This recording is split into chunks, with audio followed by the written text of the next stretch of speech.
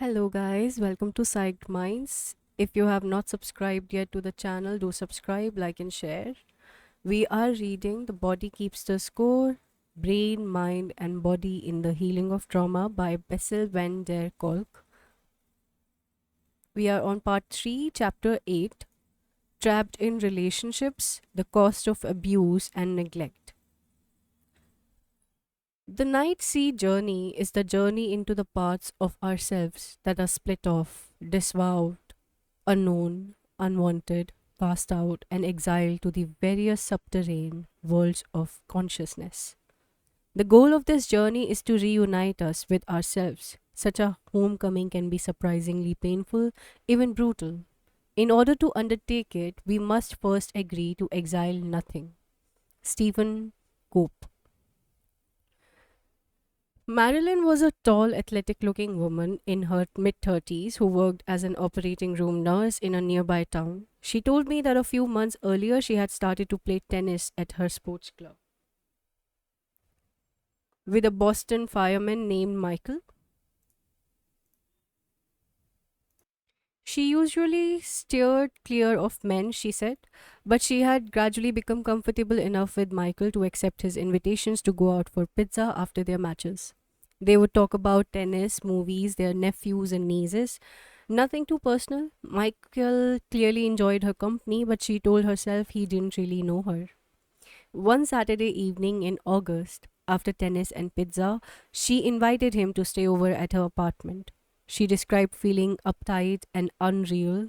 As soon as they were alone together, she remembered asking him to go slow, but had very little sense of what had happened after that. After a few glasses of wine and a return of law and order, they apparently fell asleep together on top of her bed. At around 2 in the morning, Michael turned over in his sleep. When Marilyn felt his body touch hers, she exploded, pounded him with her fists, scratching and biting, screaming, "You bastard! You bastard!" Michael, startled, awake, grabbed his belongings and fled. After he left, Marilyn sat on her bed for hours, stunned by what had happened. She felt deeply humiliated and hated herself for what she had done. And now she had come to me for help in dealing with her terror of men and her inexplicable rage attacks.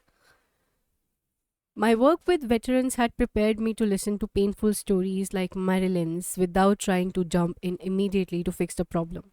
Therapy often starts with some inexplicable behavior, attacking a boyfriend in the middle of the night, feeling terrified when somebody looks you in the eyes, finding yourself covered with blood after cutting yourself with a piece of glass, or deliberately vomiting up every meal.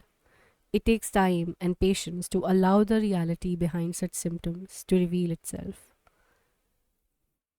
Terror and numbness.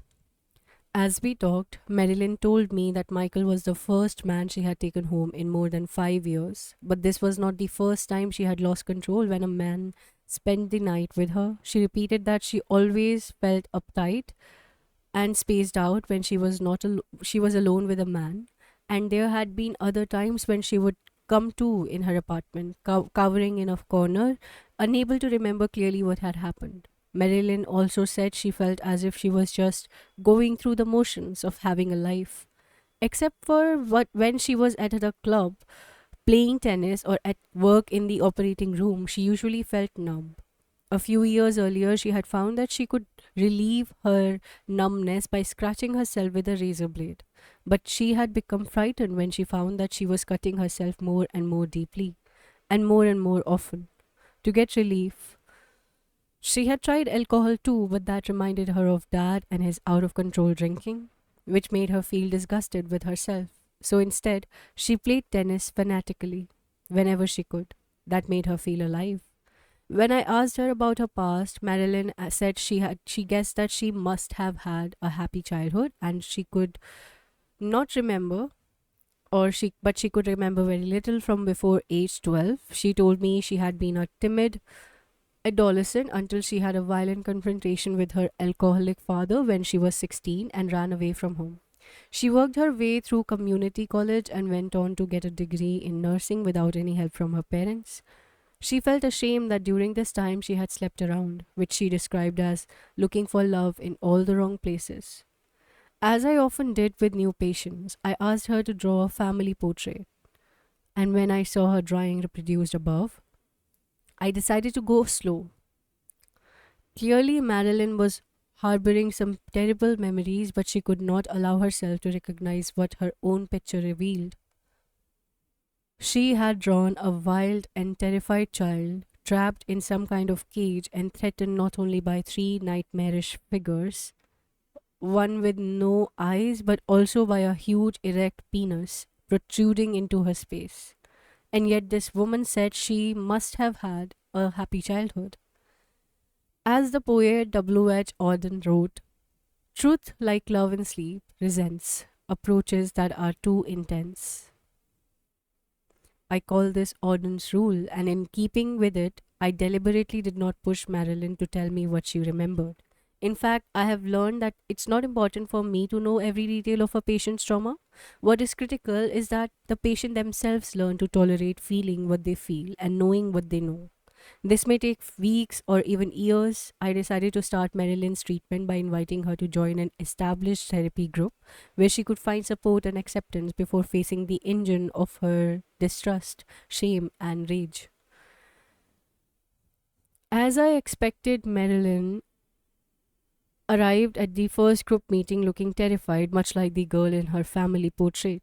She was withdrawn and did not reach out to anybody. I had chosen this group for her because its members had always been helpful and accepting of new members who were too scared to talk. They knew from their own experiences that unlocking secrets is a gradual process. But this time, they surprised me, asking so many intrusive questions about Marilyn's love life that I recalled her drawing of the little girl under assault. It was almost as though Marilyn had unwittingly enlisted the group to repeat her traumatic past. I intervened to help her set some boundaries about what she would talk about, and she began to settle in. 3 months later, Marilyn told the group that she had stumbled and fallen a few times on the sidewalk between the subway and my office. She worried that her eyesight was beginning to fail. She had also been missing a lot of tennis balls lately. Recently, I thought again about her drawing in the wild child with the huge, terrified eyes. Was this some sort of conversion reaction in which patients express their conflicts by losing function in some part of their body? Many soldiers in both world wars had suffered paralysis and couldn't be traced to physical injuries. And I had seen cases of hysterical blindness in Mexico and India. Still, as a physician, I wasn't about to conclude without further assessment that this was all in her head. I referred her to colleagues at the Massachusetts Eye and Ear Infirmary and asked them to do a very thorough workup. Several weeks later, the test came back. Marilyn had lupus erythematosus of her retina and an autoimmune disease that was eroding her vision, and she would need immediate treatment. I was appalled. Marilyn was the third person that year whom I had suspected of having an incest history and who was then diagnosed with an autoimmune disease, a disease in which the body starts attacking itself. After making sure that Marilyn was getting the proper medical care, I consulted with two of my colleagues at Massachusetts General psychiatrist Scott Wilson and Richard Cradden, who ran the immunology laboratory there. I told them Marilyn's story, showed them the pictures she had drawn, and asked them to collaborate on a study. They generously volunteered their time and the considerable expense of a full immunology workup. We recruited 12 women with incest histories who were not taking any medication, plus 12 women who had never been traumatized and who did not take meds. A surprisingly difficult control group to find. Marilyn was not in the study. We generally do not ask our clinical patients to be part of our research efforts. When the study was completed and the data analyzed, Rich reported that the group of incest survivors had abnormalities in their CD45 RA to RO ratio compared with their non traumatized peers. CD45 cells are the memory cells of the immune system. Some of them, called RA cells, have been activated by past exposures to toxins. They quickly respond to environmental threats they have encountered before. The RO cells, in contrast, are kept in reserve for new challenges. They are turned on to deal with threats the body has not met previously. The RA to RO ratio is the balance between cells that recognize known toxins and cells that wait for new information to activate. In patients with history of incest, the proportion of RA cells that are ready to pounce is larger than normal. This makes the immune system oversensitive to threat so that it is prone to mount a defense when none is needed, even when this means attacking the body's own cells. Our study showed that on a deep level, the bodies of incest victims have trouble distinguishing between danger and safety. This means that the imprint of past trauma does not consist only of distorted perception of information coming from the outside. The organism itself also has a problem knowing how to feel safe. The past impressed the past is impressed not only on their minds and in misrepresentation interpretations of innocuous events, as when Marilyn attacked Michael because he accidentally touched her in her sleep, but also on the very core of their beings, in the safety of their bodies. A torn map of the world. How do people learn what is safe and what is not safe? What is inside and what is outside? What should be resisted and what can safely be taken in? The best way we can understand the impact of child abuse and neglect is to listen to what people like Marilyn can teach us.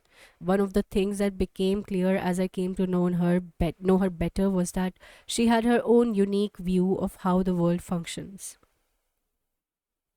As children, we start off at the center of our own universe where we interpret everything that happens from an egocentric vantage point. If our parents or grandparents keep telling us we are the cutest, most delicious things in the world, we don't question their judgment. We must be exactly that. And deep down, no matter what else we learn about ourselves, we will carry that sense with us that we are basically adorable. As a result, we later hook up with somebody who treats us badly, we will be outraged. It won't feel right, it's not familiar, it's not like home. But if we are abused or ignored in childhood, or grow up in a family where sexuality is treated with disgust, our inner map contains a different message. Our sense of ourself is marked by contempt and humiliation, and we are more likely to think he or she has my number and fails to protest if we are mistreated. Marilyn's past shaped her view of every relationship. She was convinced that men didn't give a damn about other people's feeling and that they got away with whatever they wanted. Women couldn't be trusted either. They were too weak to stand up for themselves and they would sell their body to get men to take care of them. If you were in trouble, they wouldn't lift a finger to help you. This worldview manifested itself in the way Marilyn approached her colleagues at work. She was suspicious at the motives of anyone who was kind to her and called them on the slightest deviation from the nursing regulation. As for herself, she was a bad seed, fundamentally toxic person who made bad things happen to those around her. When I first encountered patients like Marilyn, I used to challenge their thinking and try to help them see the world in a more positive, flexible way. One day, a woman named Kathy set me straight. A group member had arrived late to a session because her car had broken down, and Kathy immediately blamed herself. I saw how rickety your car was last week. I knew I should have offered you a ride. Her self criticism escalated to the point that only a few minutes later she was taking responsibility for her sexual abuse. I bought it on myself. I was 7 years old and I loved my daddy. I wanted him to love me and I didn't. I did what he wanted me to do. It was my own fault. When I intervened to reassure her, saying, "Come on, you were just a little girl. It was your father's responsibility to maintain the boundaries," Kathy turned towards me. "You know, Bessel," she said, "I know how important it is for you to be a good therapist. So when you make stupid comments like that, I usually thank you profusely. After all, I am an incest survivor. I was trained to take care of the needs of grown up, insecure man. But after 2 years, I trust you enough to tell you that those comments make me feel terrible. Yes, it's true. I instinctively blame myself for everything bad that happens to the people around me. I know that isn't rational and I feel very dumb for feeling this way, but I do. When you try to talk to me into being more reasonable, I only feel even more lonely and isolated. And it confirms the feeling that nobody in the whole world will ever understand what it feels like to be me. I genuinely thanked her for her feedback, and I have tried ever since not to tell my patients that they should not feel the way they do. Kathy taught me that my responsibility goes much deeper. I have to help them reconstruct their inner map of the world. I gen as I discussed in the previous chapter, attachment researchers have shown that our earliest caregiving givers does not don't only feed us, dress us, and comfort us when we are upset, they shape the way our rapidly growing brains perceives reality. Our interaction with our caregivers convey what is safe and what is dangerous, whom we can count on and who will let us down, what we need to do to get our needs met. This information is embodied in the warp and woof of our brain circuitry and forms the template of how we think of ourselves and the world around us. These inner maps are remarkably stable across time. This does not mean, however, that our maps can be modified by experience. A deep love relationship, particularly during adolescence, when the brain once again goes through a period of exponential change, truly can transform us. So can the birth of a child, as our babies often teach us how to love. Adults who were abused or neglected as children can still learn the beauty of intimacy and mutual trust, or have a deep spiritual experience that opens them to a large universe. In contrast, previously uncontaminated childhood maps can become so distorted by an adult rape or assault that all roads are rerouted into terror or despair. These responses are not reasonable and therefore cannot be changed simply by reframing irrational beliefs. Our map of the world are encoded in the emotional brain, and changing them means having to reorganize that part of the central nervous system, the subject of the treatment section of this book. Nonetheless, learning to recognize irrational thoughts and behaviors can be a useful first step. People like Marilyn often discover that their assumptions are not the same as those of their friends. If they are lucky, their friends and colleagues will tell them in words rather than in action that their distrust and self hatred makes collaboration difficult. But that reason rarely happens, and Marilyn's experience was typical. After she assaulted Michael, he had absolutely no interest in working things out, and she lost both his friendship and her favorite tennis partner. It is at this point that smart and courteous people like Marilyn, who maintain their curiosity and determination in the face of repeated defeats, start looking for help. Generally, the rational brain can override the emotional brain as long as our fears don't hijack us. For example, your fear at being flagged down by the police can turn instantly to gratitude when the cop warns you that there's an accident ahead. But the moment we feel trapped, enraged, or rejected, we are vulnerable to activating old maps and to follow their direction. Change begins when we learn to own our sensations that register misery and humiliation. Change begins when we learn to own our emotional brains. That means learning to observe and tolerate the heartbreaking and gut wrenching sensations that register misery and humiliation. Only after learning to bear what is going on inside can we start to be friend rather than obliterate the emotions that keep our maps fixed and immutable. Learning to remember. About a year into Marilyn's group, another member, Mary, asked permission to talk about what had happened to her when she was 13 years old. Mary worked as a prison guard and she was involved in a sadomasochistic relationship with another woman. She wanted the group to know her background in the hope that they would become more tolerant of her extreme reactions, such as her tendency to shut down or blow up in response to the slightest provocation. Struggling to get the words out, Mary told us that one evening, when she was 13 years old, she was raped by her older brother and a gang of his friends. The rape resulted in pregnancy, and her mother gave her an abortion at home, on the kitchen table. The group sensitively tuned in to what Mary was sharing and comforted her through her sobbing. I was profoundly moved by their empathy. They were consoling Mary in a way that they must have wished somebody had comforted them when they first confronted their trauma. When time ran out, Marilyn asked if she could take a few more minutes to talk about what she had experienced during the session. The group agreed, and she told us, "Hearing that story, I wonder if I may have been sexually abused myself. My mouth must have dropped open. Based on her family drawing, I had always assumed that she was aware, at least on some level, that this was the case. She had reacted like an incest victim in her response to Michael, and she chronically behaved as if the world were a terrifying place. Yet, even though she had drawn a girl who was being sexually molested, she, or at least her cognitive verbal self, had no idea what had actually happened to her. Her immune system, her muscles, and her fear system all had kept the score, but her conscious mind lacked the story that could communicate the experience. She reenacted her trauma in her life, but she had no narrative to refer to.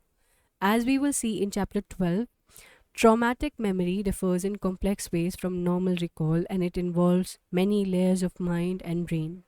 Triggered by Mary's story and spurred on by the nightmares that followed, Marilyn began individual therapy with me in which she started to deal with her past.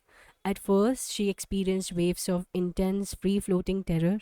She tried stopping for several weeks, but when she found she could no longer sleep and had to take time off from work, she continued our sessions. As she told me later, my only criteria for whether a situation is harmful is feeling. This is going to kill me if I don't get out. I began to teach Marilyn calming techniques such as focusing on breathing deeply in and out at breaths a minute while following the sensation of the breath in her body. This was combined with tapping acupressure points, which helped her not to become overwhelmed. We also worked on mindfulness, learning to keep her mind alive while allowing her body to feel the feelings that she had come to dread slowly, enabled Marilyn to stand back and observe her experiences, rather than being immediately hijacked by her feelings. She had tried to dampen or abolish those feelings with alcohol and exercise, but now she began to feel safe enough to begin to remember what had happened to her as a girl. As she gained ownership over her physical sensations, she also began to be able to tell the difference between past and present. Now, if she felt someone's leg brush against her in the night, she might be able to recognize it as Michael's leg, the leg of the handsome tennis partner she had invited to her apartment. That leg did not belong to anyone else, and its touch didn't mean someone was trying to molest her. Being still enabled her to know, fully, physically know, that she was 34-year-old woman and not a little girl. When Marilyn finally began to access her memories, they emerged as flashbacks of the wallpaper in her childhood bedroom. She realized that this was what she had focused on when her father raped her, when she was 8 years old. His molestation had scared her beyond her capacity to endure, so she had needed to push it out of her memory bank. After all, she had to keep living with this man, her father, who had assaulted her. Marilyn remembered having turned to her mother for protection, but when she ran to her and tried to hide herself by burying her face in her mother's skirt, she was met with only a limp embrace.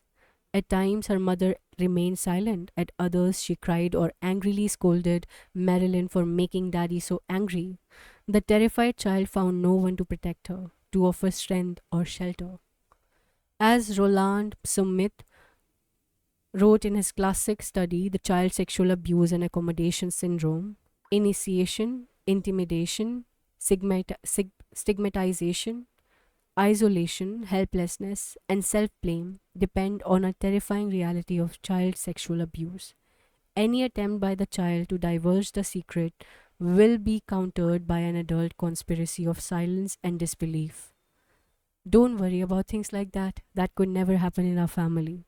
How could you ever think of such a terrible thing? Don't let me ever hear you saying anything like that again. The average child never asks and never tells. After 40 years of doing this work, I still regularly hear myself saying, "That's unbelievable," when patients tell me about their childhood. They often are as incredulous as I am. How could parents inflict such torture and terror on their own child? Part of them continues to insist that they must have made the experience up or that they are exaggerating. All of them are ashamed about what happened to them and they blame themselves. On some level, they firmly believe that these terrible things were done to them because they are terrible people. Marilyn now began to explore how powerless child had learned to shut down and comply with whatever was asked of her. She had done so by making herself disappear. The moment she heard her father's footsteps in the corridor outside her bedroom, she would put her head in the clouds. Another patient of mine who had similar experience made a drawing that depicts how that process works. When her father started to touch her, she made herself disappear. She floated up to the ceiling, looking down on some other little girl in the bed. She was glad that it was not really her. It was some other girl who was being molested. That's sad. Looking at these heads separated from their bodies by an impenetrable fog really opened my eyes to the experience of dissociation, which is so common among incest victims. Marilyn herself later realized that as an adult, she had continued to float up to the ceiling when she found herself in a sexual situation. In the period when she had been more sexually active, a partner would occasionally tell her how amazing she had been in bed, that he had barely recognized her, that she had even talked differently. Usually, she did not remember what had happened, but at other times, she would become angry and aggressive. She had no sense of who she really was sexually, or so she gradually withdrew from dating altogether until Michael.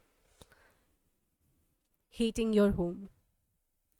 Children have no choice who their parents are, nor can they understand that parents may simply be too depressed, enraged, or spaced out to be there for them, or that their parents' behavior may have little to do with them. Children have no choice but to organize themselves to survive within the families they have. Unlike adults, they have no other authorities to turn to for help. Their parents are the authorities. They cannot rent an apartment or move in with someone else. Their very survival hinges on their caregivers. Children sense they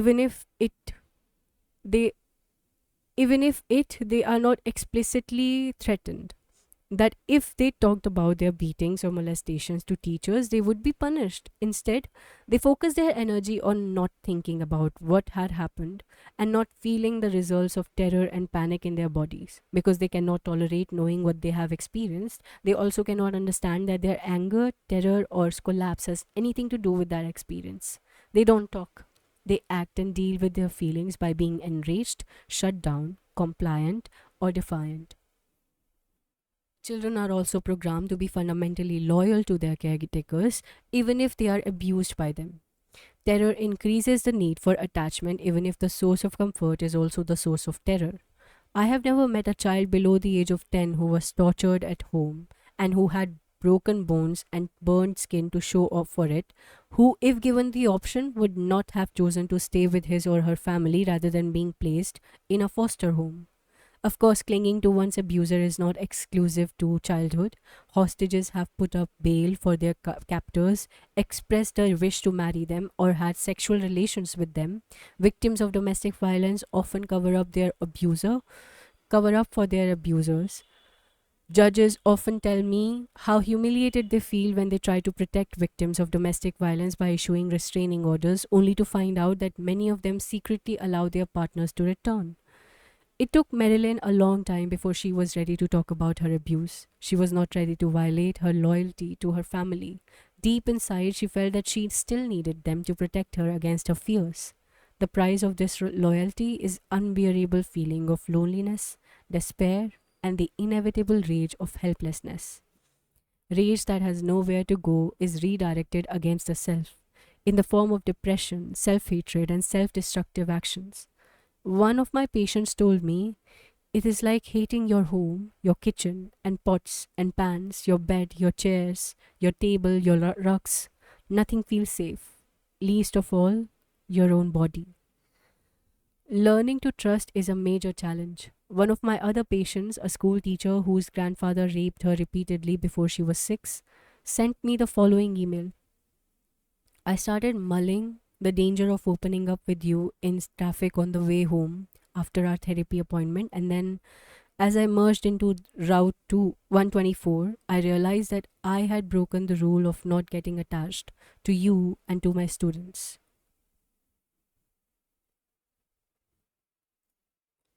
During our next meeting, she told me she had also been raped by her lab instructor in college.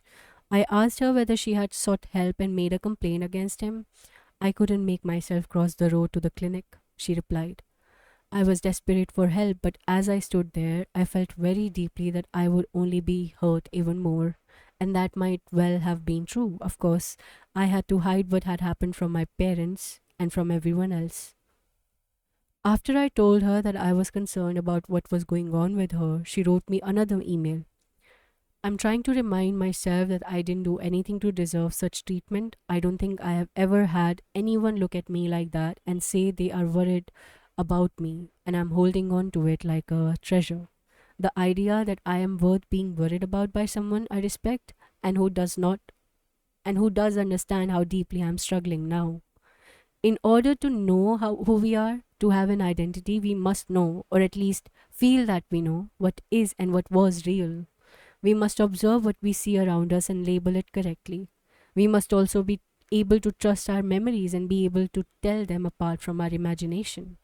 Losing the ability to make these distinctions is one sign of what psychoanalyst William Nederland called soul murder. Erasing awareness and cultivating denials are often essential to survival, but the price is that you lose track of who you are, of who you are, of what you are feeling, and of what and whom you can trust. Replaying the trauma. One memory of Marilyn's childhood came to her in a dream in which she felt as if she were being choked and was unable to breathe. A white tea towel was wrapped around her hands, and then she was lifted up with a towel around her neck so that she could not touch the ground with her feet. She woke in a panic, thinking that she was surely going to die. Her dream reminded of the nightmare war what veterans had reported to me, seeing the precise, unadulterated images of faces and body parts they had encountered in battle. These dreams were so terrifying that they tried to not fall asleep at night. Only daytime napping, which was not associated with nocturnal ambushes, felt halfway safe. During this stage of therapy, Marilyn was repeatedly flooded with images and sensations related to the choking dream. She remembered sitting in the kitchen as a 4-year-old with swollen eyes, a sore neck, and a bloody nose, while her father and brother laughed at her and called her a stupid, stupid girl. One day, Marilyn reported, as I was brushing my teeth last evening, I was overcome with feelings of thrashing around. I was like a fish out of water, violently turning my body as I fought against the lack of air. I sobbed and choked as I brushed my teeth. Panic was raising up out of my chest with the feeling of thrashing. I had to use every bit of strength I had not to scream. No, no, no, no, no, no, no. As I stood over the sink, she went to bed and felt asleep but woke up like clockwork every 2 hours during the rest of the night. Trauma is not stored as a narrative with an orderly beginning, middle, and an end. As I'll discuss in details in chapter 11 and 12, memories initially return as they did for Marilyn, as flashbacks that contain fragments of the experiences, isolated images, sounds, and body sensations that initially have no context other than fear and panic. When Marilyn was a child, she had no way of giving voice to the unspeakable, and it would have made no difference anyway. Nobody was listening. Like so many survivors of childhood abuse, Marilyn exemplified the power of the life force, the will to live and to own one's life, the energy that counteracts the annihilation of trauma. I gradually came to realize that the only thing that makes it possible to do the work of healing trauma is awe at the dedication to survival that enabled my patients to endure their abuse and then to endure the dark nights of the soul that inevitably occur on the road to recovery. That brings us to the end of chapter 8. We will continue with chapter 9 in our next reading. If you have any comments, any questions, any query, feedback, negative or positive, criticism, recommendations, suggestions for future book, or any other suggestions about the video, you can reach out to me in the comment section of the video you're viewing or in the community section of the YouTube channel. If you have not subscribed yet, do subscribe, like, and share if you like. Bye bye for now. Take care and keep reading.